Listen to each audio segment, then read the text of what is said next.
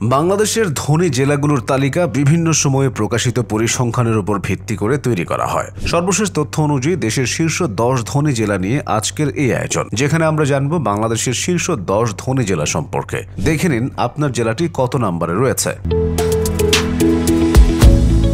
10 নম্বরে রয়েছে খুলনা জেলা। বাংলাদেশের দক্ষিণ পশ্চিমাঞ্চলে অবস্থিত এই জেলা শিল্প ও বাণিজ্যের জন্য পরিচিত। খুলনা শহরটি দেশের তৃতীয় বৃহত্তম শহর এবং এখানে রয়েছে বিভিন্ন শিল্প প্রতিষ্ঠান, যেমন খুলনা শিপইয়ার্ড, নিউজপ্রিন্ট মিলস এবং জুট মিলস। এছাড়াও সুন্দরবন সংলগ্ন হওয়ায় পর্যটন শিল্পেও খুলনার অবদান উল্লেখযোগ্য। 9 নম্বরে আছে নারায়ণগঞ্জ জেলা। ঢাকার উপকণ্ঠে অবস্থিত এই জেলা বাংলাদেশের শিল্প নগরী হিসেবে পরিচিত। বিশেষ করে বস্ত্র ও পোশাক শিল্পের জন্য নারায়ণগঞ্জ সুপরিচিত। এছাড়াও নদী বন্দর হিসেবে এর গুরুত্ব অপরিসীম, যা বাণিজ্যিক কার্যক্রমে সহায়তা করে। 8 নম্বরে রয়েছে গাজীপুর জেলা। ঢাকার উত্তরে অবস্থিত এই জেলা দেশের অন্যতম শিল্পাঞ্চল। বিশেষ করে তৈরি পোশাক শিল্পের জন্য গাজীপুর সুপরিচিত।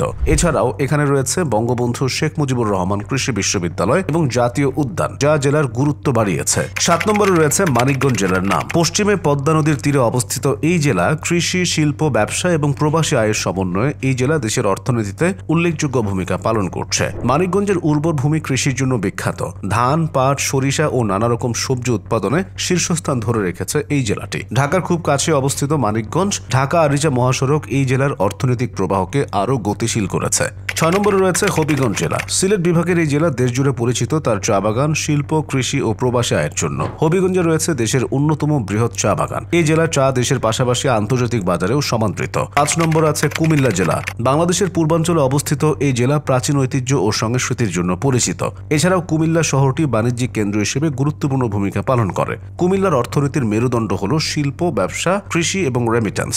এই জেলার বহু মানুষ প্রবাসে কাজ করেন, বিশেষ করে মধ্যপ্রাচ্য ও ইউরোপের বিভিন্ন দেশে। তাদের পাঠানো রেমিটেন্স কুমিল্লার অর্থনীতিকে করেছে আরও সমৃদ্ধ। কুমিল্লা কৃষিতে বেশ স্বনির্ভর। এখানে ধান, মাছ, দুধ এবং নানা ধরনের সবজি উৎপাদন হয় ব্যাপক হারে। 4 নম্বরে রয়েছে চট্টগ্রাম জেলা। দেশের প্রধান সমুদ্র বন্দর এখানে অবস্থিত, যা 90% রপ্তানি ও আমদানি বাণিজ্য পরিচালনা করে, যা দেশের বাণিজ্যের মূল কেন্দ্র। এছাড়াও চট্টগ্রাম শহরটি দেশের দ্বিতীয় বৃহত্তম শহর। কর্ণফুলী নদীর তীরে গড়ে উঠেছে বিশাল শিল্প এলাকা, যেখানে রয়েছে বন্দর, টেক্সটাইল, গার্মেন্টস, শিপ ব্রেকিং, ওষুধ ও ইস্পাত শিল্প। 3 নম্বরে রয়েছে সিলেট জেলা। সিলেট শুধু চায়ের রাজধানী নয়, এটি বাংলাদেশের অন্যতম ধনী অঞ্চল। ইউরোপ ও মধ্যপ্রাচ্যে কর্মরত প্রবাসী সিলেটিদের রেমিটেন্স এই জেলার অর্থনীতির মেরুদণ্ড। সিলেটে আছে অসংখ্য বিলাসবহুল হোটেল, রেস্টুরেন্ট, শপিং মল এবং রিয়েল এস্টেট প্রজেক্ট।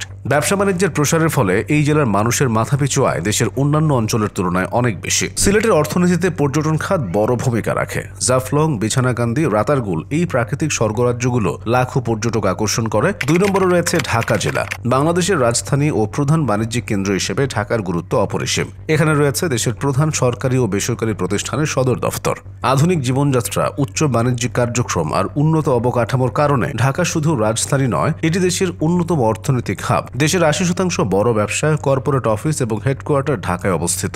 ঢাকা শুধু ধনী জেলা নয়, এটি চাকরির স্বপ্ন পূরণেরও শহর। সর্বশেষ 1 নম্বরে রয়েছে নোয়াখালী জেলার নাম। সাম্প্রতিক পরিসংখ্যান অনুযায়ী নোয়াখালী দেশের সবচেয়ে ধনী জেলা হিসেবে স্থান পেয়েছে। নোয়াখালী বাংলাদেশের দক্ষিণ পূর্বাঞ্চলে অবস্থিত একটি জেলা, যার ইতিহাস বেশ পুরনো। নোয়াখালীর প্রাচীন নাম ভুলুয়া। একসময় এই অঞ্চল মেঘনা নদীর তীরবর্তী জনপদ ছিল, কিন্তু সময়ের সাথে সাথে এটি একটি বাণিজ্যিক কেন্দ্র হয়ে উঠেছে। বাংলাদেশের বড় বড় শিল্প প্রতিষ্ঠানের মালিক নোয়াখালী জেলার গর্বিত সন্তান। নোয়াখালীর অর্থনৈতিক উন্নতির অন্যতম প্রধান চালিকা শক্তি হল কৃষি ও মৎস্য চাষ।